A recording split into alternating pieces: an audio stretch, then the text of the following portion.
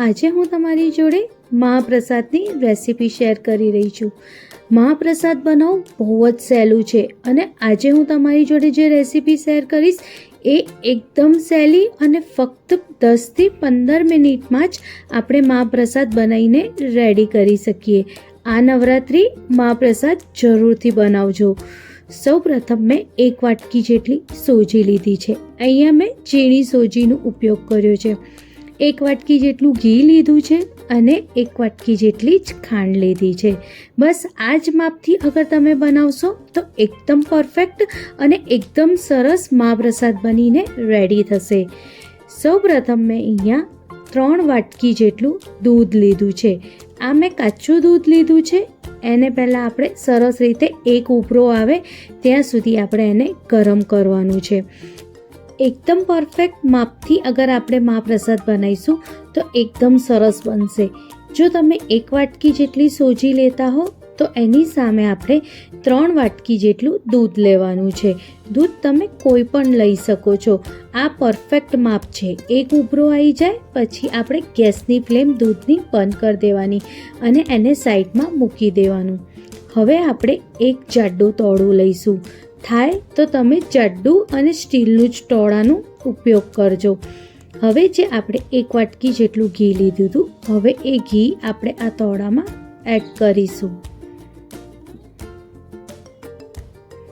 હવે આપણે ગેસ ચાલુ કરીને ઘીને બરોબર ગરમ થવા દઈશું જેથી ઘી જે જામેલું હોય એ સરસ રીતે ઓગળી જાય। જ્યારે ઘી આવી રીતે ઓગળી જાય પછી આપણે આમાં 1 વાટકી જેટલી સોજી નાખવાની છે। હવે સોજીને આપણે બરોબર મિક્સ કરતા રહેવાનું છે। જો અગર એકદમ સરસ તમે મહાપ્રસાદ બનાવવા માંગતા હો તો એની પ્રોસેસ એ છે કે આપણે સોજીને બરોબર શેકવી પડે અને જ્યાં સુધી સોજી બરોબર નહીં શેકાય ત્યાં સુધી શીરો પણ બરોબર નહીં થાય। તો આ ટાઈમે ગેસની ફ્લેમ તમે મીડિયમ કરી દેજો અને આવી જ રીતે કન્ટિન્યુઅસ એક જ ડાયરેક્શનમાં આપણે એને મિક્સ કરતા રહેવાનું છે। તમે વિડીયોમાં જોઈ શકો છો કે કઈ રીતે હું એને મિક્સ કરું છું। જ્યાં સુધી સોજી જે બરોબર શેકાઈ નહીં જાય અને ઘી જે છે એ તરીને ઉપર ના આવે ત્યાં સુધી આપણે સોજીને શેકવાની છે। જો હું તમને બતાવું છું કે સાઈડમાંથી ઘી છૂટવા માંડ્યું છે એટલે જે સોજી છે એ શેકાવા માંડી છે પણ આપણે એને ત્યાં સુધી શેકવાનું છે જ્યાં સુધી બરોબર જે ઘી છે એ ઉપર ના આવી જાય અને ઉપર દેખાય નહીં। જો હું તમને બતાવીશ કે કઈ રીતે ઘી ઉપર દેખાવું જોઈએ ત્યાં સુધી આવી જ રીતે આપણે સોજીને શેકતા જવાનું છે। જો અગર તમે ગેસની ફ્લેમ ફૂલ રાખશો તો સોજી બળી જશે એટલે થાય તો મીડિયમ ગેસ ઉપર જ આપણે આ પ્રોસેસ કરવાની છે। બસ આવી જ રીતે જ્યારે બધું ઘી છૂટી જાય અને તમે જોઈ શકો છો કે કઈ રીતે સોજીમાંથી ઘી સરસ રીતે છૂટી ગયું છે।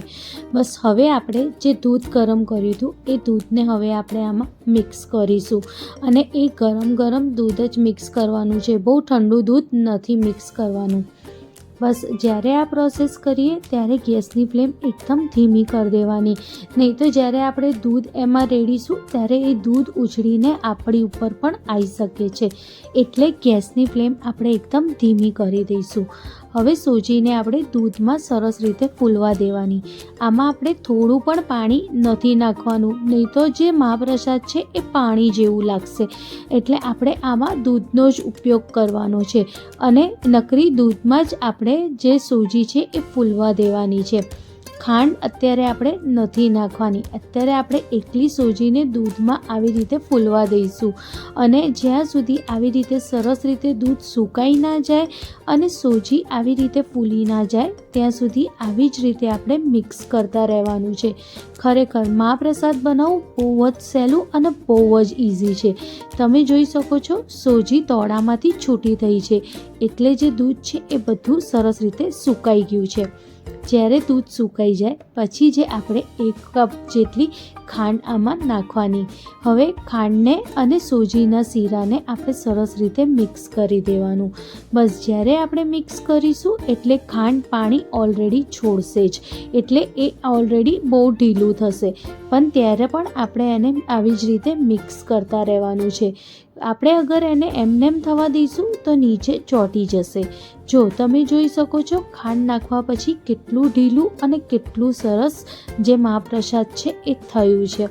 બસ આવી જ રીતે આપણે એને હજુ પણ મિક્સ કરતા રહેવાનું અને ગેસની ફ્લેમ એકદમ ધીમી કરી દેવાની. હવે આપણે આમાં થોડું કેસર એડ કરીશું. 3 થી 4 એલાયચીના પાવડર કરીને આપણે આમાં એડ કરીશું. હવે મેં અહીંયા ડ્રાયફ્રૂટ એડ કર્યા છે. તમે કોઈ પણ ડ્રાયફ્રૂટ આમાં એડ કરી શકો છો. મેં અહીંયા 1 મુઠ્ઠી જેટલું બદામ, 1 મુઠ્ઠી જેટલું કાજુ ને 1 મુઠ્ઠી જેટલું મેં અહીંયા કિશમિશ એડ કરી છે. હવે બધાને આપણે સરસ રીતે મિક્સ કરી દઈશું અને એને હજુ 2 થી 3 મિનિટ માટે આપણે એને આવી રીતે મિક્સ કરતા રહીશું. આ શીરાને પણ જ્યાં સુધી આપણે તોડામાંથી જે શીરો છે એ છૂટું ના પડે ત્યાં સુધી આપણે એને મિક્સ કરતા રહેવાનું છે. અને જે ઘી છે એ પણ સરસ રીતે થોડું થોડું છૂટવા માંડશે. તમે જોઈ શકો છો વિડીયોમાં કે કઈ રીતે અને ક્યાં સુધી મેં એને શેક્યું છે. જો તમે જોઈ શકો છો કે જે હલવો છે મહાપ્રસાદ એ આવી રીતે છૂટું થવું બહુ જ જરૂરી છે. જ્યારે આવી રીતે છૂટું થાય એનું મતલબ જે મહાપ્રસાદ છે એ રેડી છે. અને તમે જોઈ શકો છો કેટલું જ ફટાફટ 10 થી 15 મિનિટમાં જ મહાપ્રસાદ બનીને રેડી થઈ ગયું છે. આ નવરાત્રિ તમે આ મહાપ્રસાદ તમારા ઘેર જરૂરથી બનાવજો. અને તમને આ મારી રેસીપી ગમી હોય તો તમે એને લાઈક, શેર અને કમેન્ટ જરૂરથી કરજો અને તમારા દોસ્તો સાથે પણ જરૂરથી શેર કરજો. મળીએ એક નવી રેસીપી સાથે.